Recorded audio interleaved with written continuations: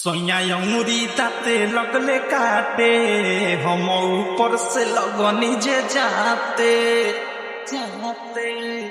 जाते सोया अंगुरी दाते लगले काटे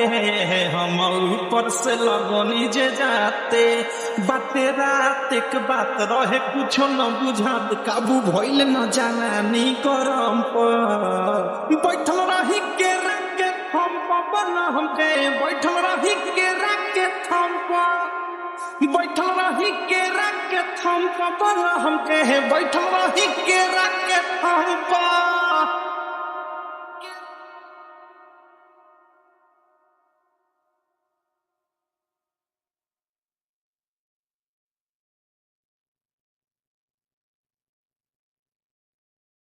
उलगले जे हाफे कह देनी साफे किया गी जवानी के लहक गईले बा अब हो इधर आ कुछ तो कर ई मनवा ये राजा बहक गईले बा उलगले जे हाफे तो कह देनी साफे किया गी जवानी के लहक गईले बा अब हो इधर आ कुछ तो कर ई मनवा ये राजा बहक गईले बा दशा कैनी उनकर नासा में रहनी उहे भइल जवन हम सखी चहनी लागल नाही शरम काम कैनी कुकर्म कहनी दोनों हाथ फेर दोनों बम बैठल रही के रखे हम पवन हम गए बैठल रही के रखे हम बैठल रही के रखे हम पवन हम कहे बैठल रही के रखे हम DJ Vikas Simrahi music by Mantu Mani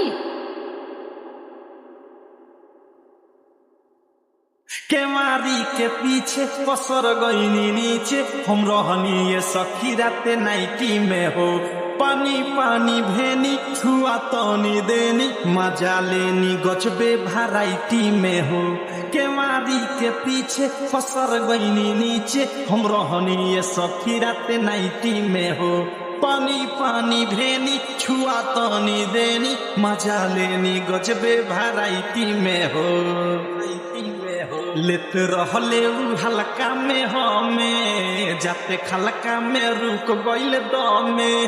writer थारू अवधेश लागल ठेहुना से ठेस अनुराग हो देहिया नरम पर बैठल रही के रखे हम पवन हम कहे बैठल रही के रखे हम